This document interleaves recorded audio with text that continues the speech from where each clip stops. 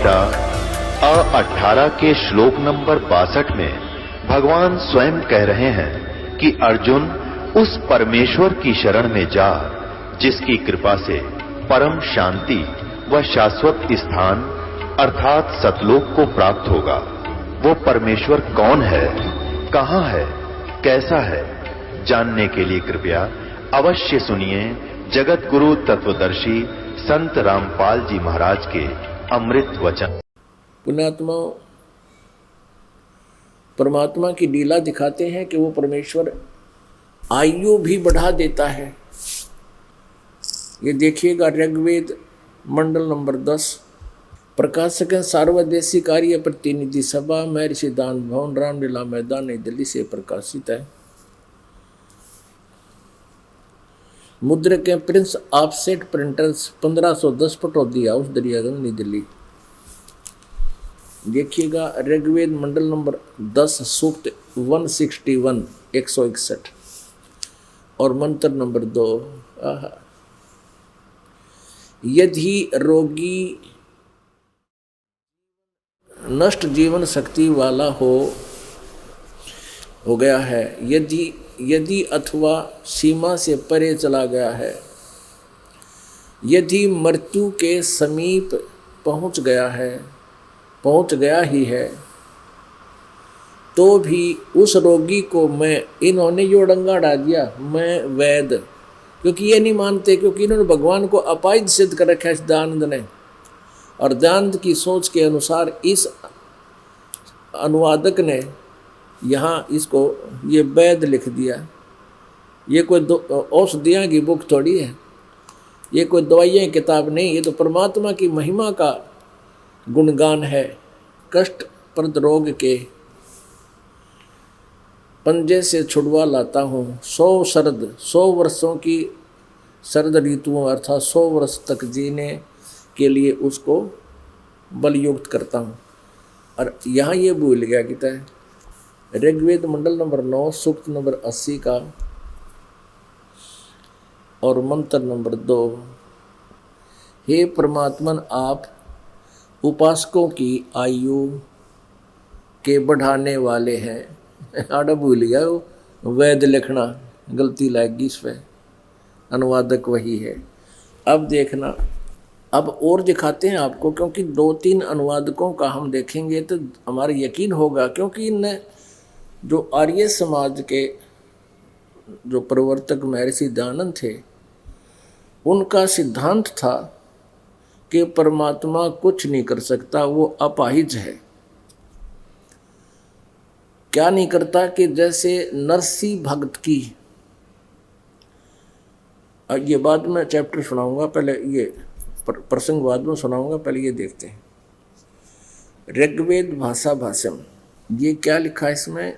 ऋग्वेद का महर्षि दयानंद सरस्वती ने तो केवल 1 से लेकर ये 6 मंडल का अनुवाद किया है, और उसके बाद श्रीपाद दामोदर सातवलेकर ने मंडल 7 से 10 का किया है। ये कहाँ से छपा? ऋग्वेद भाष्यम महर्षि दयानंद सरस्वती, क्योंकि इसके नाम बिना ये व्यक्य ना था, इसका नाम लिखे बिना ये व्यक्य नहीं था। वेद संपादक है दयानंद अर्पण, प्रकाशक है विश्व मानव उत्थान परिषद, पंजीकृत 46/5 सामुदायिक केंद्र पूर्वी कैलाश, नई दिल्ली। इतना ये छपा कहाँ से है? विश्व मानव उत्थान परिषद पंजीकृत, और ये कहाँ से छपा है? मुद्रक है कम्यू डाटा सर्विसेज, नई दिल्ली। इतने से अब हम इसके आते हैं ऋग्वेद मंडल नंबर 10 के सूक्त नंबर 161 पर। ये देखिएगा, ये है 10वां मंडल और ये है 161 शतम 161। ये दूसरा मंत्र है, ये नीचे ये दूसरा। यदि, ये संस्कृत है, यदि रोगी की अक्षीण आयु हो गई हो, यदि वह इस लोक से चला गया है यानी मर गया है, और यदि वह मृत्यु के पास गया हुआ है, चाहे तो मर गया है या मरने वाला है, तो भी उसको मैं मृत्यु देवता नृत्य के पास से लौटा ला सकता हूँ और उसको 100 वर्ष के जीने के लिए बल प्रदान करूं। स्पष्ट हो गया। यहाँ वेद कित गया फिर वो, इन्होंने तो अज्ञान वर्ण तो मतलब था। अब देखना, ये एक बड़ा वेद है, बड़ी जल्द में वेद वही है ऐसा। और कौन है इसका अनुवादक? प्रकाशक है पंडिता राकेश रानी, और प्रधान कार्यालय वेद मंदिर महात्मा वेद भिक्षु सेवाश्रम लेखराम नगर इब्राहिमपुर मुखमेलपुर दिल्ली। दान संस्थान, ये महात्मा वेद भिक्षु ने इसका अनुवाद किया है। इन्हीं कार्य समाजी है ये भी। महात्मा वेद भिक्षु भारतेंद्र नाथ करोल बाग नई दिल्ली से, दान संस्थान से इसका ये इसने बिल्कुल ठीक किया है। इसका याद ना रहा होगा दानंद वाली बात, परमात्मा की कृपा है। ऋग्वेद मंडल नंबर 10 सूक्त 161 और मंत्र नंबर 161 मंत्र नंबर 2।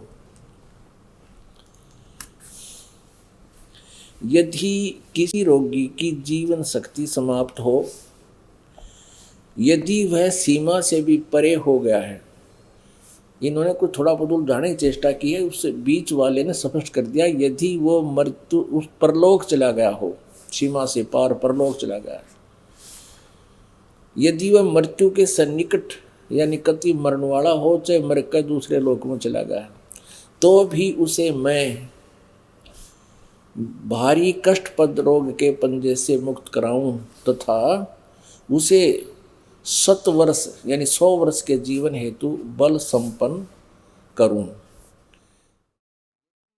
भावार्थ, यदि रोगी की जीवन शक्ति समाप्त हो रही है और उसका रोग सीमा के पार कर गया है, तब भी परमात्मा उसे इस कष्टपद रोग से मुक्त कर 100 वर्ष का जीवन दे सकता है। पुण्यात्माओं, इस आर्य समाज के प्रवर्तक महर्षि दयानंद जी का इतना योगदान तो है कि अभी तक इन्होंने वेदों को जीवित रखा। इनको स्वयं वेदों का कैख का भी पता नहीं था, ना महर्षि दयानंद ने। महर्षि दयानंद तो एक कलयुगी महर्षि, बिल्कुल नकली डुप्लीकेट था। आज सुबह के सत्संग में आपको देखा, सतयुग के महर्षियों को पता नहीं था वेद में क्या लिखा। वो दुर्गा की पूजा का समर्थन कर रहे हैं और किया करते थे। अब हमने इस अध्यात्म ज्ञान को, इस 9 मण सूत को सुलझाना है। उसके लिए हमने इनका सहयोग लेना है। इनका इतना सहयोग अवश्य रहा है अभी तक आर्य समाज के आचार्यों का कि इन्होंने इन वेदों को जीवित रखा। नहीं तो लोग छोटी छोटी कथा उन पर कविताओं पर पहुंच गए थे। जय गणेश देवा, 16 शुक्रवार के व्रतों की इतनी पतली पतली किताब सी सब घरों में पहुंच गई थी। हनुमान 40 पर डट गए थे, लेकिन इनको स्वयं वेदों का कति ज्ञान नहीं था। और आज इन वेदों का यथार्थ ज्ञान आपके समक्ष प्रकाशित हो रहा है, प्रकट हो रहा है। लेकिन इनको वेदों में क्या लिखा है इसका कुछ नहीं पता था। केवल अपने सट्टे जरूर मार गया दान। एक आम जन साधारण नास्तिक व्यक्ति जैसी सोच थी इसकी। इन्होंने क्या लिखा, किसी ने प्रश्न किया है कि जैसे रणछोड़ भगवान ने, श्री कृष्ण भगवान ने नरसिंह मेहता नरसी सेठ की हुंडी कैश कर दी थी। पहले हुंडी कैसी होती थी? एज ए ड्राफ्ट होता था। एक सेठ को किसी नगर में राजा की तरफ से मान्यता प्राप्त होती थी उसके संपत्ति के हिसाब से कि वो इतने रुपए के ड्राफ्ट बना सकता है। उनको हुंडी बोला करते। दूर देश में जाने वाले व्यापारी लोग वो पैसा उसके पास जमा करा जाते थे और जिस नगर में जाते थे उस नगर के सेठ के नाम जो जिसको वहाँ के राजा ने उसको भी नॉमिनेट किया होता था। सबकी लिस्ट सबके पास होती थी, सरकारी तौर पर उनको प्राप्त होती थी। तो उसके नाम वो चिट्ठी लिख देते थे, वो ड्राफ्ट बना देते थे कि आपके इतने पैसे मेरे पास है। उनमें से कुछ अपना कमीशन काटा करते थे जैसे बैंक काटता है। और परमात्मा ने नरसी भक्त की वो हुंडी ले ली थी। अब थोड़ी सी कथा सुनाएंगे इसकी, तब बात समझ में आएगी। अब प्रथम तो ये कंसेप्ट क्लियर हो गया कि परमात्मा ऐसी लीला करता है, वेद बताते हैं, और वो परमेश्वर ने ही आके की हुई है। पुण्यात्माओं, यहाँ एक प्रसंग और आ जाता है कि जैसे भगवान श्री कृष्ण ने मोरध्वज राजा के पुत्र ताम्रध्वज को भी आरे से चिरवा कर जीवित कर दिया था। तो पुण्यात्माओं, कुछ कहते हैं और संत सब कूप हैं और कहते जरीता नीर, दादू अगम अपार है वो दरिया सच कबीर। अब जैसे एक कुएं में जल है, वो कुएं का जल सीमित है, वो कुछ ही उपयोगी है, कुछ काम आ सकता है, लेकिन सिंचाई के लिए तो दरिया की जरूरत पड़े है या नहर की आवश्यकता पड़ती है। तो यहाँ कहने का भाव ये है कि अन्य जो संत भी हैं, ऋषि भी हुए हैं, जिन्होंने परमेश्वर की भक्ति करके कुछ अपना संग्रह कर ली थी, बैटरी चार्ज कर ली, फिर अपनी उस बैटरी से वो दूसरों को थोड़ा बहुत राहत दे सकते हैं। अब भगवान श्री कृष्ण ने मोरध्वज के पुत्र ताम्रध्वज को तो जीवित कर दिया आरे से चिरवा के, क्योंकि उसकी आयु शेष थी। और उनका सगा भांजा सुभद्रा पुत्र अभिमन्यु महाभारत के युद्ध में चक्रव्यूह में मारा गया था। श्री कृष्ण रो रहा था, पांचों पांडव रोए थे, उनका कुल नाश हुआ था, और सुभद्रा रोए, श्री कृष्ण रोए। वो नहीं जीवित कर सका। क्यों नहीं कर सका? क्योंकि उसकी आयु शेष नहीं थी। ये भगवान आयु नहीं बढ़ा सकते, केवल वो पूर्ण परमात्मा है जो आयु बढ़ा सकता है, मुर्दे को जीवित कर सकता है और आगे उसको आयु दे सकता है।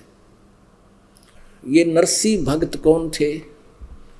ये पिछले जन्म जन्मांतर के परमेश्वर कबीर देव के किसी जन्म, जैसे आप जी हो।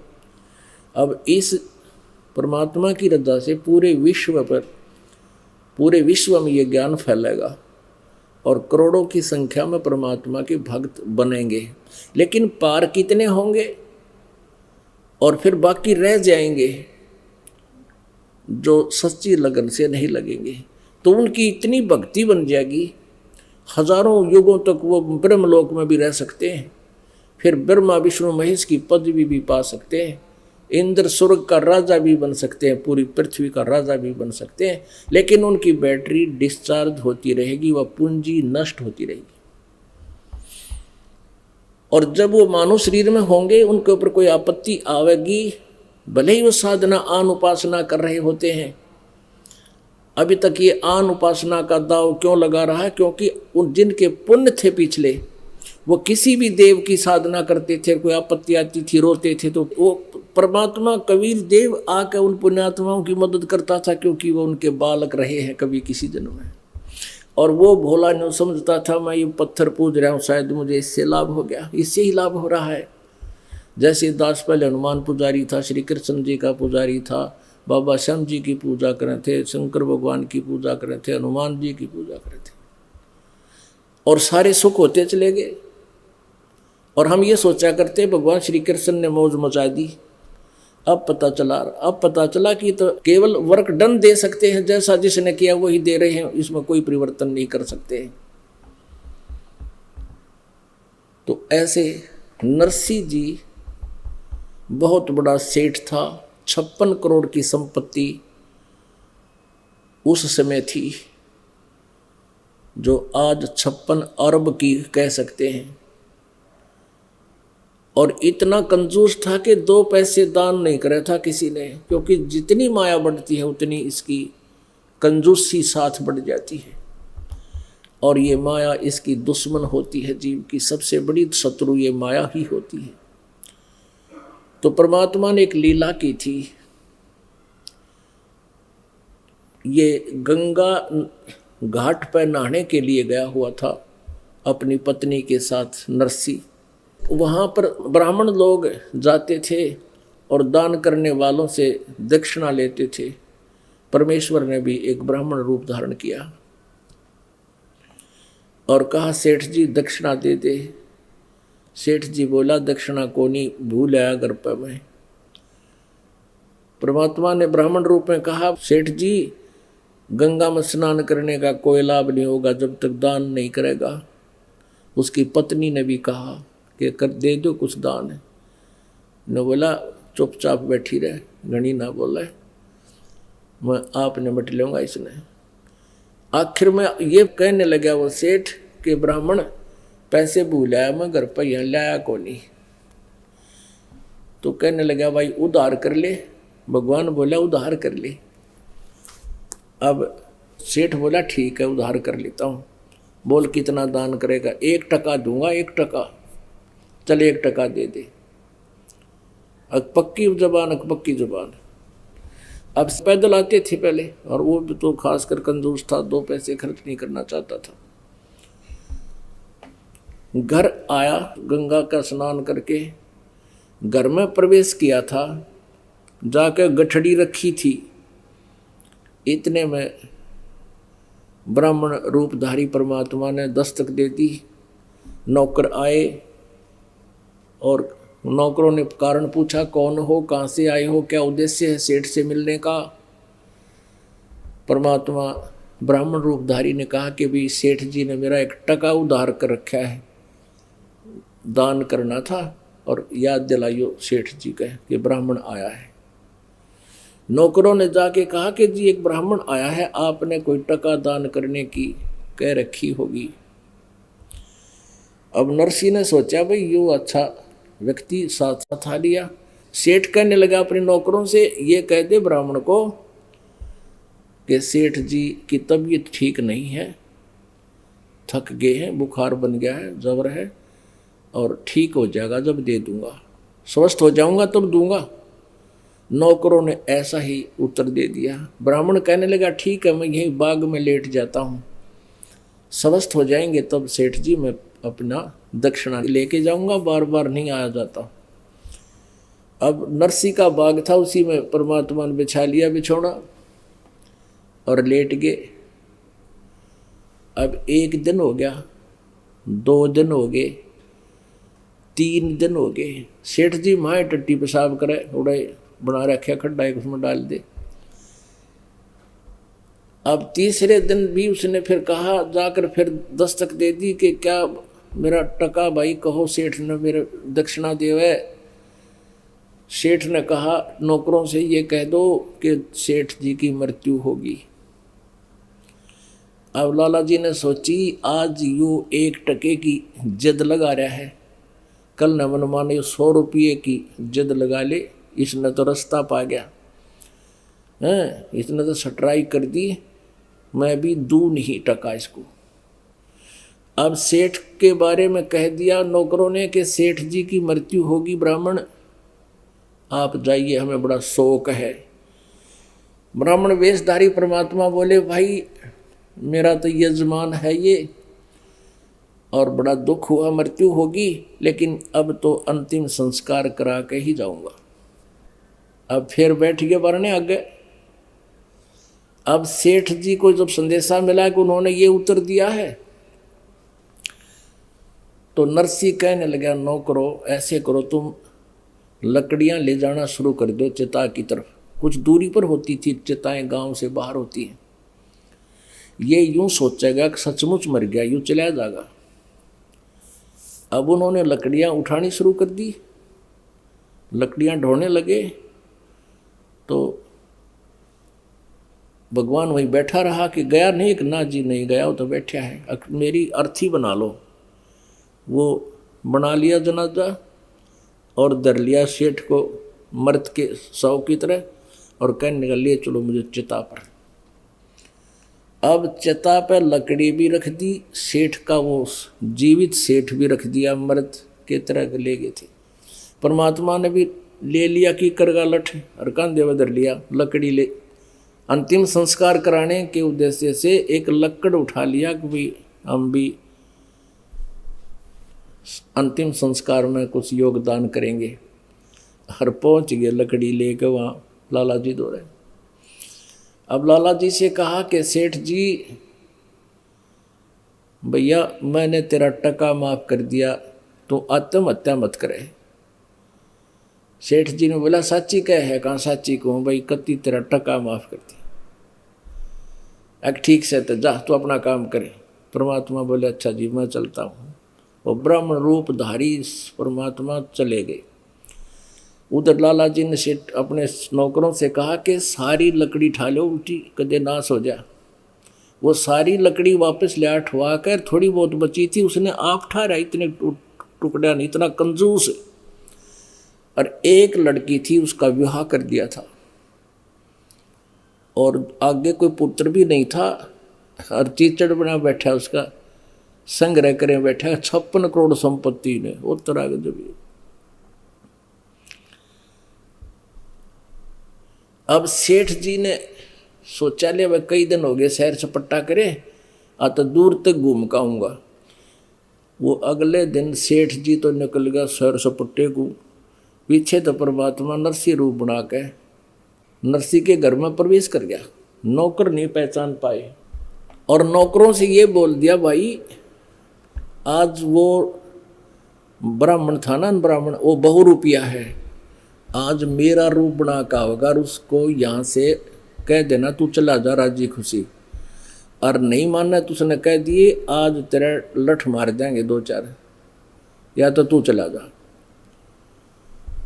अब वो सेठ आया, खूब उतर ही रहा था अपने, वापस घूम फिर के और द्वार पर खड़ा, पहरेदार पक्का कर दिया नौकर को। नौकर कहने लगे ओ बहुरूपिये खड़ा हो जा वहीं पर। नरसी ने सोचा किसी और को बोल रहा, पीछे ने देखा कि मैं तेरे को कह रहा हूँ।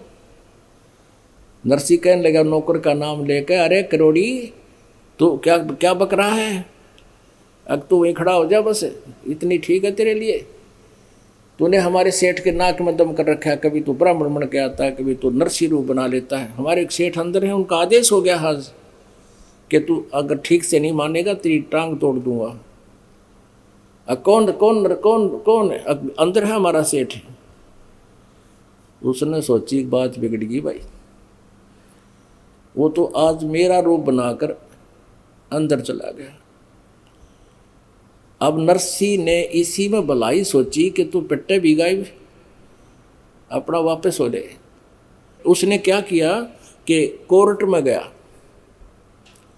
और वहाँ अर्जी लगा दी कि मेरे साथ ऐसे ऐसे धोखा कर दिया, एक डुप्लीकेट नरसी बनकर मेरी संपत्ति हड़पना चाहता है।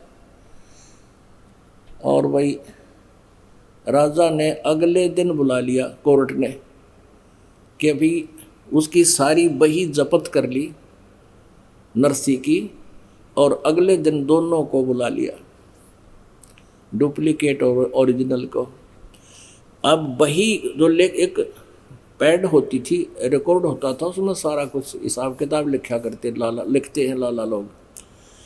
तो कोर्ट ने पूछा, जज ने पूछा कि भाई कोई ऐसा प्रमाण बताओ जिससे तुम्हारा असली नकली का हम निर्णय कर सकें। इस बही में ऐसी होती थी वह बही, इस नोटबुक में कोई ऐसा प्रमाण बताओ जिससे हम निर्णय कर सकें। अब जो ओरिजिनल नरसी था उसने बता दिया जी मैंने लड़की की शादी करी थी उस सम्मत में, और इतने बात के आए थे, इतना मैंने मेरा खर्चा हुआ था, एक मकान बनाया था उसकी भी डिटेल लिख रखी है, ऐसे ऐसे इतना इतना हुआ था। और बता भाई और भी, और तो मेरा याद नहीं। फिर वो परमात्मा से पूछा कि भी बताओ इसमें कोई प्रमाण तो, क्योंकि वो तो बंद रखी हुई थी। परमात्मा ने कहा जी पहले पृष्ठ से शुरू कर दो। लगे सारी पढ़न एज इट इज, 5-4 पेज जब जो के त्यों बता दिए, ओरिजिनल को तो डुप्लीकेट सिद्ध कर दिया जज ने, और परमात्मा को ओरिजिनल मालिक बना दिया कि जा भाई यू ओरिजिनल है तो डुप्लीकेट है, भाग जा से, तू झूठ बोल रहा था। अब नरसी तो बैठ गया गांव के गोरे जाके माथे पर ऐसे गोड्या में माथा रख के, और नो सोचा ही भगवान या के बनी, आज क्या बनी मेरे साथ, आज शाम की रोटी भी नहीं मेरे पास, और देख ये कौन से जन्म का दुश्मन था। इतने में परमात्मा वहीं आगे वो ब्राह्मण रूप बना के और कहने लगे सेठ जी सुना क्या हाल है। नो देख के नो बोला दुश्मन या तो जी लेने दे मुझे, तू यहाँ भी हाल पूछण आ गया। तो परमेश्वर ने कहा कि वह संपत्ति तेरी है या मेरी।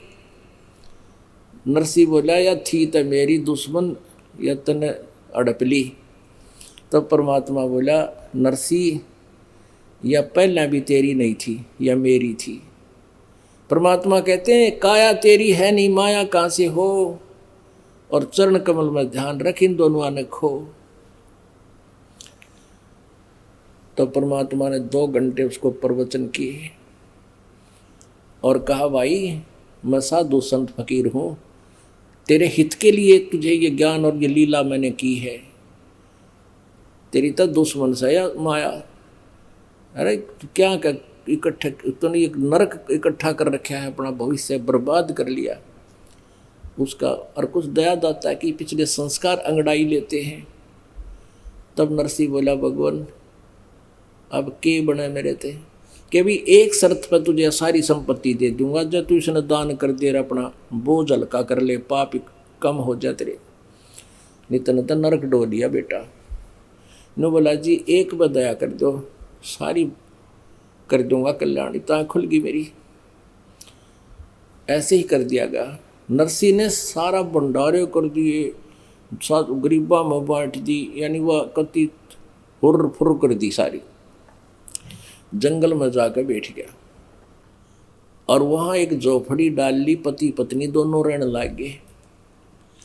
अब गरीब आदमी के पास कौन आएगा नगर का, 15-16 अंधे थे, अंधे आसपास के उस नगर के सब मिलकर वहां आ जाते, परमात्मा की चर्चा करते, नरसी का दिल डांटते और कहते नरसी वो साधु संत नहीं था भाई, वो भगवान था, और तेरे को तेरी आंख खोल गया। नरसी बोला भाई कति आंख खोल गया, मैं तो नरक डोऊ था। ऐ तेरा गजब भैया, ना मेरा आगे ना पाछे बेटी थी, शादी कर दी। ये सारे जो है ना मेरे कुल के लोग बांटो और गधा मैं बनूँ। अब क्या होता है, एक दिन 4 संत आ गए और उन्होंने द्वारका जाना था। नरसी से कहा, क्योंकि पहले नरसी का बोलबाला था, उसकी हुंडी चला करती थी, फिर वो हो गया कंगाल, हुंडी उसकी रिजेक्ट होगी, उस लिस्ट से निकाल दिया। वो संत गांव में आए और पूछा भाई नरसी कहाँ है, कि नरसी तो भाई बाहर जंगल में बैठा है, झोपड़ी डाल रखी है। क्या काम था कि हमने हुंडी बनवानी थी। तो नगर के लोग भी मजाक करा कर भक्तों के साथ, विशेष कर ये दुर्भाग्य होता है, और अपने नगर के वाले के साथ तो और ज़्यादा। तो उन्होंने मजाक कर दिया कि नरसी भाई हुंडी तो बनावे है पर नखरे करे आजकल, आप वहाँ जाओ नरसी पर हुंडी बनवा लो, लेकिन नटेगा वो जाते ही, पर तुम करड़े हो जाइए जो बनाओगा। अब वो वहाँ गए चारों भक्त, उन्होंने कहा लाला जी हमने द्वारका जाना है, भगवान के वहाँ तीर्थ यात्रा करके आवांगे, 500 रुपये हमारे पास, इनको तू हुंडी बना दे, रास्ते में कोई चोर चुरा ले, बदमाश खोज ले, छीन ले हमारे थे। अब नरसी कहने लगा महात्माओं मेरी हुंडी रिजेक्ट हो चुकी है, अब मैं हुंडी नहीं बना सकता, चारों की तौड़ी चढ़ गई। कहने लगे तू सचमुच नगर वाले ठीक ही कह रहे थे, तू आज पहले वाला नरसी नहीं रहा, तेरा दिमाग खराब हो गया है, तू साधु संतों के साथ मजाक करता है। अब नरसी भी जान गया कि इनकी तो भाई चाबी भर रखी किसी ने, और ये इसे आकर तो ये कैसे मनमानी शराब दे दें। कहने लगा महाराज नाराज ना हो, लाओ 500 रुपये। वो 500 रुपये धरे रखे थे, लेकर कागज लाओ। वो कागज ले आई और लिख दिया, क्योंकि वो श्री कृष्ण का पुजारी था। ये नरसी श्री कृष्ण का पुजारी था। अपन आत्मा हम भी श्री कृष्ण के पुजारी थे, लेकिन ये पता चला हमारा तो साथी पहले भी वही था। अब तो आंखें खुल गई, मोतियाबिंद खत्म हो गया हमारा अज्ञान का। तो उसने श्री सांवल शाह नामक सेठ, सांवरिया सेठ यानी कृष्ण, काला कहो चाहे कृष्ण कहो, कृष्ण माने काला होता है और सांवला माने भी काला होता है। सांवल शाह यानी सांवल सेठ के नाम टूदा जैसे रखा ना, उसके नाम हुंडी बनाकर उसी तरह बना दी और कह दिया कि आपके 500 रुपये मेरे पास सुरक्षित हैं, आप इन महात्माओं को 500 रुपये प्रदान करने की कृपा कीजिए। साधु संत चले गए, उस ड्राफ्ट को लेकर द्वारका पहुंच गए। उधर से नरसी ने 500 रुपये का भंडारे का सामान मंगा लिया, दाल चीनी चावल आटा नमक मिर्च सब्जी तो सब मिला के, और उसका भंडारा कर दिया, भोजन करा दिया भक्तों को, साधु संतों को, गरीबों को। अब वहाँ जब वो पहुँचे, चारों संत महात्मा भक्त, उन्होंने वहाँ पूछा द्वारका नगरी में जाकर कि भी यहाँ कोई सावल नाम का सेठ है? सावल नाम का कोई सेठ तो नहीं है, पर काम क्या है आपका? कि हमने हुंडी कैश करानी थी। किसकी बनाई हुई है? उन्होंने बता दिया कि वो सामने एक हुंडी उसकी चलती है, उसके पास जाओ। वो सेठ के पास गए। उस सेठ ने देखा कि ये तो नरसी की हुंडी है, नरसी की हुंडी नहीं चलती है, रिजेक्ट हो चुका है, देखो ये लिस्ट में लिखा है, तुम्हारे साथ धोखा कर दिया महात्माओं। वो तो ठग झूठा कपटी आदमी हो गया। अब वो महात्मा न्यू कहे भाई ऐसा आदमी तो नहीं लगे था, उनका ना जचिया बात, वो आदमी झूठा कपटी है, पर हमने घना जोर दे दिया और वापस जावांगे, हमारे 500 रुपये पावेंगे उसके पास रखे हुए। उसने डरते ने लिख दी होगी। लेकिन अब कैसे गुजारा करें? 2 3 4 10 20 सेठों को से पूछा, सब ने यही जवाब दिया। नगर से बाहर जाकर और उस समुद्र के किनारे बैठ गए और माथे माथर मार दिया, कर लिया नु। उधर से नरसी ने देखा अपनी दिव्य दृष्टि से कि परमात्मा ने आके भक्तों को पैसे दिए या नहीं। देखा कि वो तो मायूस हुए बैठे हैं। तब उसने सोचा कि गलती बन गई हमारे से, परमात्मा आए क्यों नहीं। अपनी पत्नी से पूछा कि जो 500 रुपये का सामान आया था, आटा नमक मिर्च जो भी था, चावल चीनी दूध, वो कोई बचा तो नहीं है? उसकी पत्नी ने कहा कि और तो कुछ नहीं बचा है, केवल पलोथन बचा है। पलोथन, पलोथन क्या होता है? जैसे रोटी बनाते समय सूखा आटा थोड़ा सा रख लेते हैं अलग से, और उसमें लोई बनाकर उसमें ऐसे दोनों तरफ सूखा आटा लगाकर ऐसे पोया करते हैं ताकि वो हाथा का ना चिपके। तो वो पलोथन यानी वो थोड़ा सा सूखा आटा बचा हुआ था। नरसी बोला इसकी रोटी बना। वो रोटी बनाई तो 4 रोटी बनी उसकी। उधर से परमात्मा ने लीला की, एक राह चलता महात्मा साधु रूप बना के द्वार पर खड़ा हो गया। कहने लगा भाई भूख लगी है। कुटिया के सामने, झोपड़ी के सामने खड़ा हो गया। नरसी बोला आ जाओ महाराज बैठो। वो 4 रोटी बना रखी थी, चारों दे दी।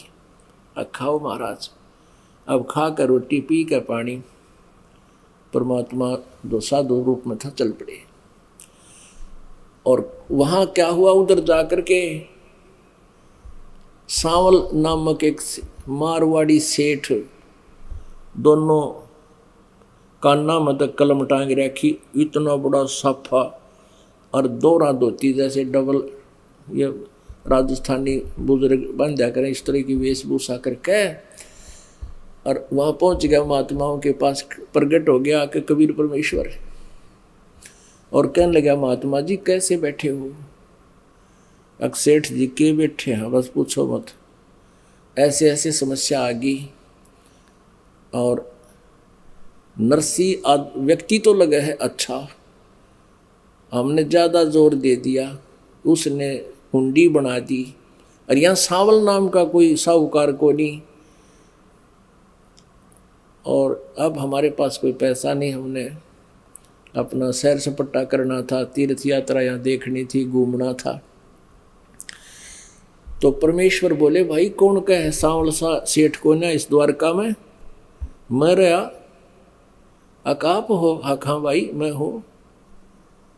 अक सचमुच? अगर वो झूठ बोल रहा हूँ मैं? लो कहाँ वो ड्राफ्ट दो, मैंने वो हुंडी दे दी, लो जी आ जा। उस द्वारका के मेन बाजार में जाकर और न्यों बोला परमात्मा चद्दर बिछा लो भगतो, चद्दर बिछा दो आप। चद्दर बिछा दिया, और नो उन सब सेठों को दिखा दिखा कर नो का एक चांदी के रुपये आया करते, चांदी के से मोटे मोटे कति कच्चे नए लाए रखे भगवान ने, 2 3 4 वो सारे देखे निकल कर रखी हो रहा भाई, चारों तरफ झूम गई दुनिया। कौन है भाई? वो महात्मा बोले सांवल सेठ तुम नटो थी, युरा द्वारका का सेठ, 500 रुपये दर दिए नए नए, और कहा कि उस नरसी सेठ को कह देना उसका दास हाजिर है, चल करोड़ हुंडी लिख दे, इस दास के नाम सारी हुंडी लूंगा उसकी। न्यों कहकर अंतर्ध्यान हो गए, सबके सामने अदृश्य हो गए परमात्मा।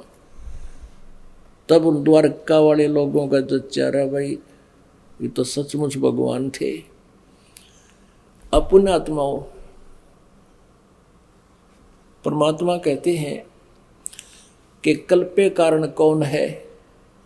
कर पूजा निष्काम, बगैर किसी इच्छा के। तू जैसे मैं कहता तू भक्ति दान धर्म करता रहे, और मन इच्छा फल देऊंगा जब पड़े मेरे ते काम। अब ये कथा इसलिए सुनानी पड़ी कि ये दानंद जैसे नास्तिक काल के दूत था यू, और उधर से वेदों को सत्य मानता है, वेदों को विपरीत टोटली ज्ञान सत्यार प्रकाश में बर रखा है। परमात्मा की महिमा से अंश भी परिचित नहीं था। ये देखिएगा, ये सत्यार प्रकाश है, ये है प्रकाशक वैदिक कीर्ति मंडल, दानंद मठ दीनानगर पंजाब से। मुद्रक है आचार्य प्रिंटिंग प्रेस, दानंद मठ, गोहाना मार्ग रोहतक। इसके 276 पृष्ठ आपको दिखाते हैं। ये सत्यार्थ प्रकाश है, और एकादश समोल्लास 11वां समोल्लास 276 पृष्ठ पे।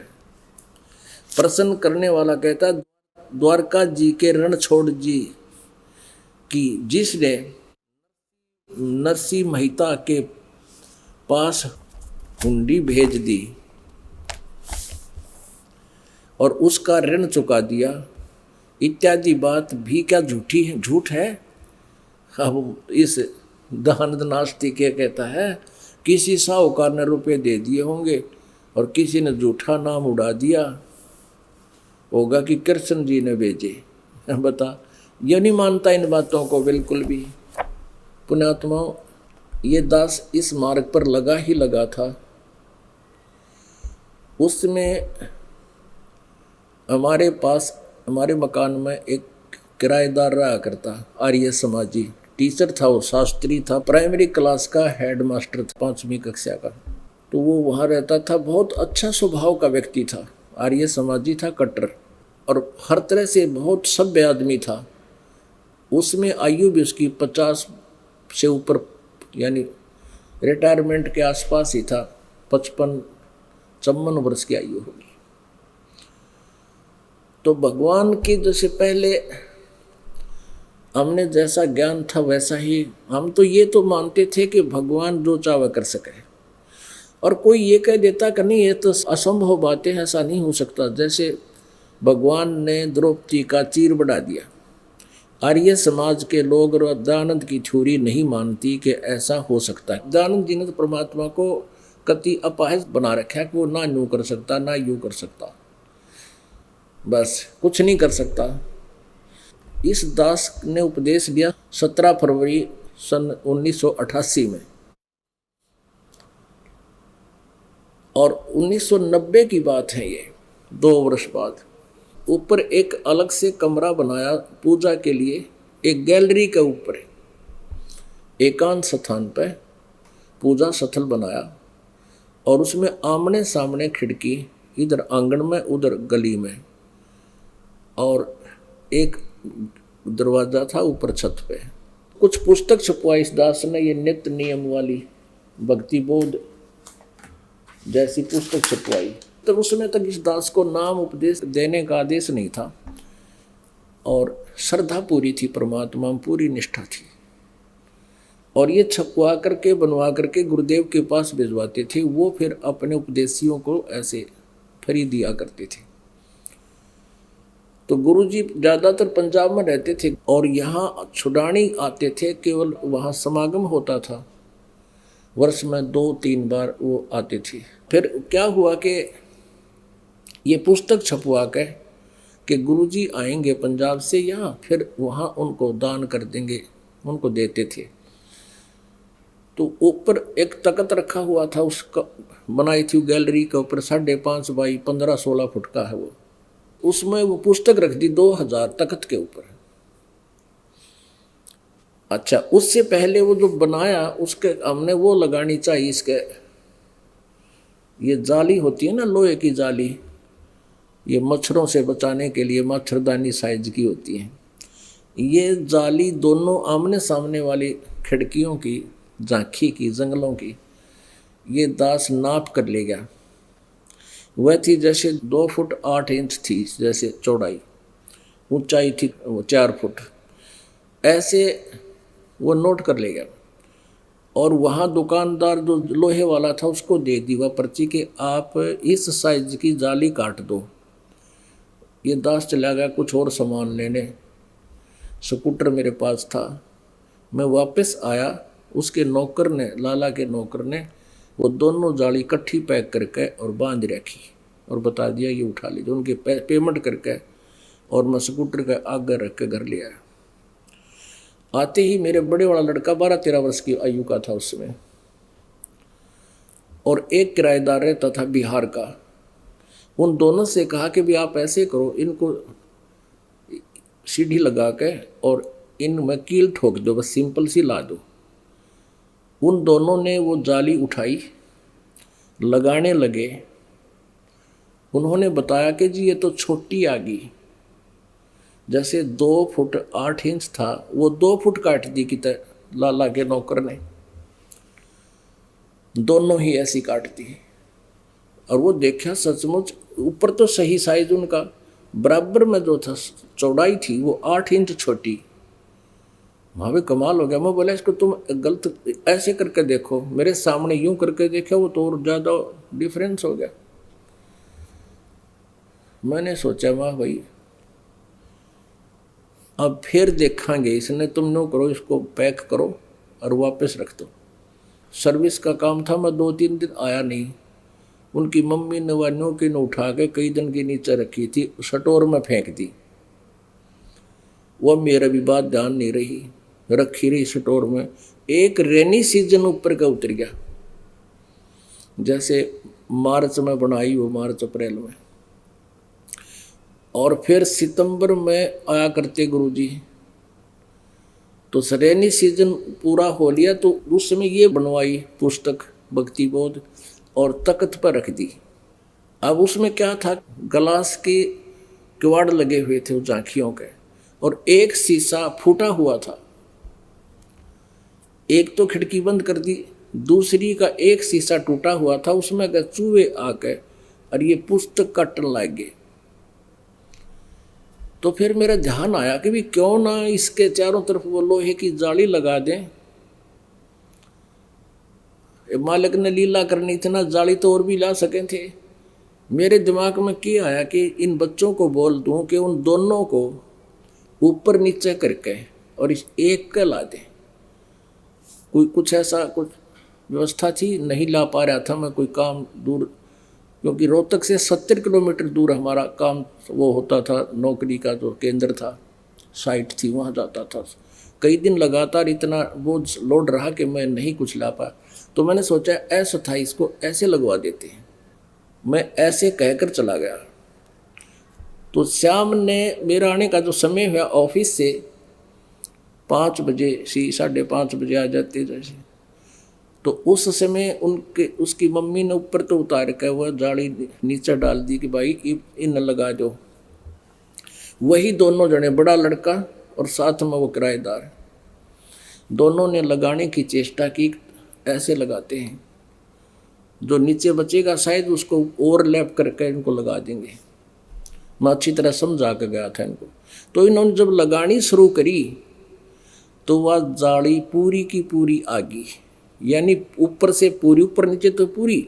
और जो चौड़ाई में 8 इंच लगभग, मुझे आज भी याद है, इतनी छोटी थी ये, इतना, वो 8 इंच पूरी होगी और 6 इंच और आगे बढ़ गई। मैं वापस आया, आती मुझे चिंता थी कि कदे बच्चा ना लगाई हो तो अब लगवाऊंगा जाके। मैंने देखा जाली लगा रखी, मैं संतुष्ट हुआ। एक जाली वहीं पड़ी नीचे। मैंने इनकी माँ से पूछा कि ये जाली कोई और ले आए के बालक? वो कहने लगी नहीं, ये वही थी जो मैंने ऊपर फेंक दी थी ये, और मैंने ही उतारी। उससे पहले और कोई किसी राखी जंगले का जाली ऐसी हमने लुआ भी नहीं रखी थी। तो मैं असमंजस में पड़ गया कि ये मजाक कर रहे हैं मेरे साथ। मैंने कहा वो लड़का कहाँ है? कि वो अभी लगा के खेलने गया है, वहीं खेत से थे, उधर खेला करते बच्चे। मेरे पर नहीं डटा गया। मैं कहा ना, जची नहीं गया बात है। मैं सोचा ये और लाया होगा, मैं बदलवा तो नहीं लाए ये। वो कहने लगी इसकी माँ कि यो किसका बदलवा था? मैं 2 घंटे से कह रही थी भाई इस जाली ने लगा दो, तेरा पापा होगा फिर तुमने धमकाओगा। ईब आपके आने तो पहले 10-20 मिनट पहले ला के खेलन गया, मैं लिया इसने बुला के। मेरे इसकी बात भी ना जची। बच्चे थे ये, भक्ति में पहले से ही लगा दिए थे, छोटे ही लग गए थे। मैंने इससे कहा मेरे सिर पर हाथ रख। क्या बात होगी? क्या बात होगी पापा? माँ भाई कबीर परमात्मा की कसम खा, सच्ची बोलेगा? सच्ची बोलूँगा।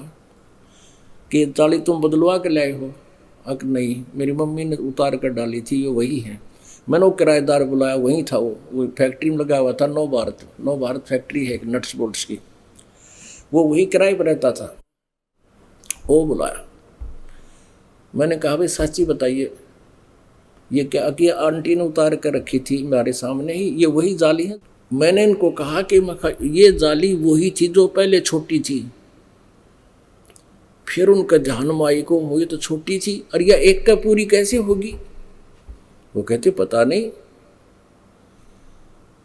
अब दोनों बच्चों की गवाही वो फाइनल होगी, क्योंकि मैं भी बेसिक भगवान का भगत था, लेकिन इन अज्ञानियों ने पैरेलल ये अज्ञान साथ रखा हुआ था कि ऐसा नहीं हो सकता। तो उस अज्ञान आधार से भी इतना जो ना चतुर हो गए थे हम, मन मान नहीं रहा था कि ऐसा हो गया होगा, लेकिन वो हो गया।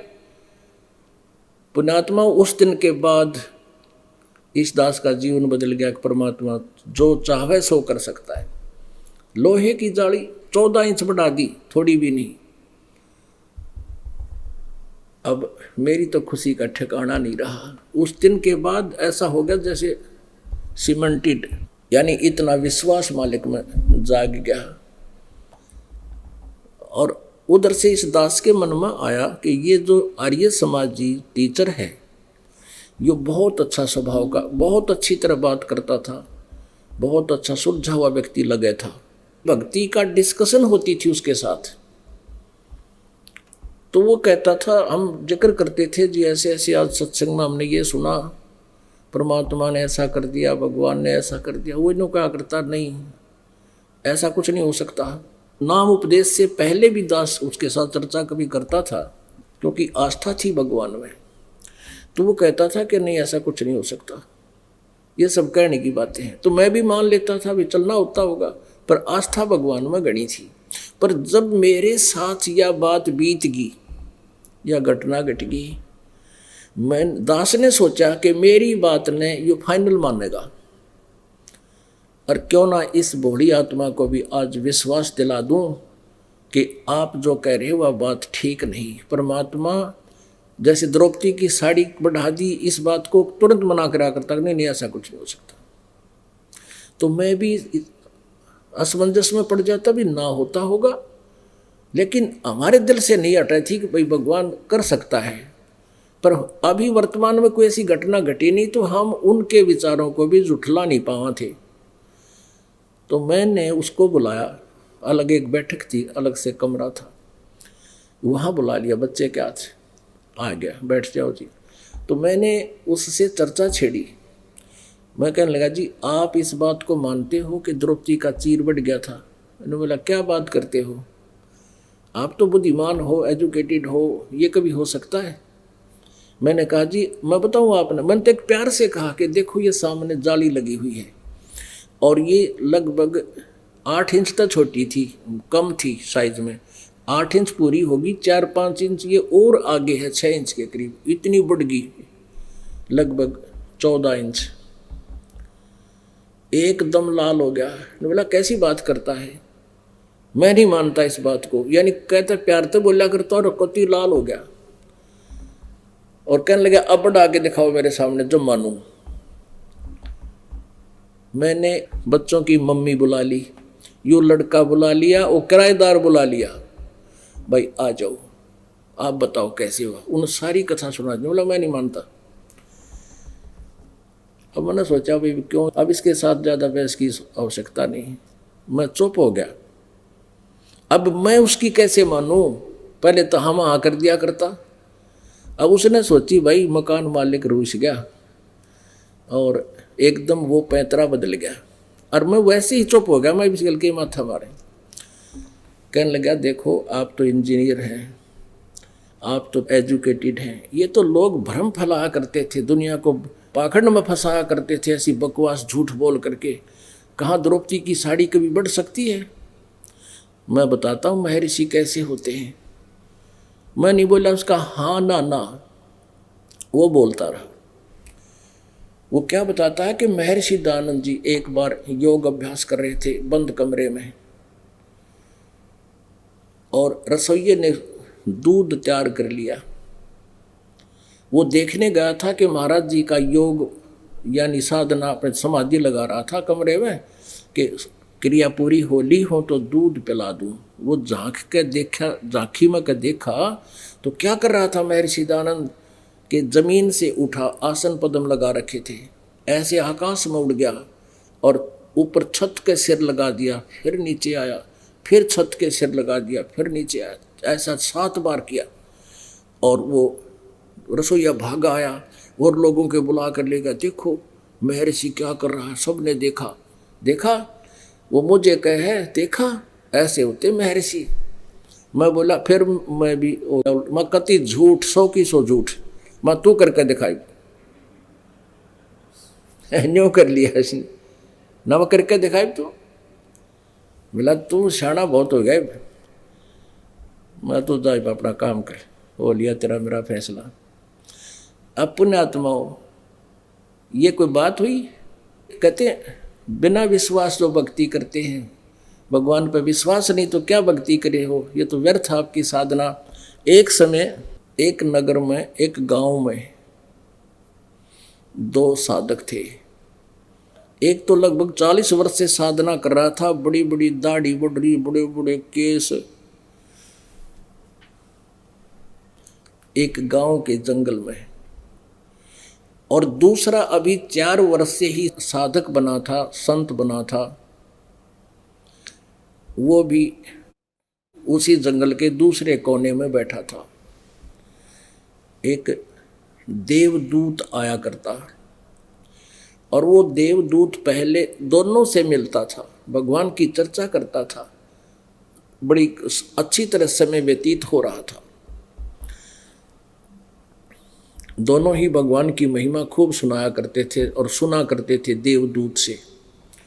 एक दिन भगवान के पास जाकर देवदूत ने कहा कि भगवान, एक नगर में आपके केवल 2 भक्त हैं, बहुत अच्छे भक्त हैं, आपके ऊपर बिल्कुल समर्पित हैं। भगवान ने कहा, देवदूत, उनमें से एक ही भक्त है, दूसरा तो वैसे ही अपना टाइम पास कर रहा है, वो भक्त नहीं है। अब देवदूत ने सोचा भगवान गलत तो नहीं कह सकते। फिर देवदूत बोला, जी हाँ, वो होगा जो 40 साल से आपकी साधना कर रहा है। भगवान बोले, नहीं, वो जो 4 वर्ष से लगा है ना, वो है भक्त, वो नहीं है। अब देवदूत असमंजस में पड़ गया, भाई वो तो बहुत अच्छे विचारों का आदमी है, और भगवान ने शायद समझण में फर्क रह गया। फिर बता देवदूत ने, जी वो है ना जो इस साइड में रहता है, इतनी बड़ी बड़ी दाढ़ी है, बड़े बड़े केस हैं, और लगभग वो तो 60 वर्ष के आसपास है। भगवान बोले, हाँ, उसी को कह रहा हूँ, वो भगत को नहीं, भगत तो दूसरा है।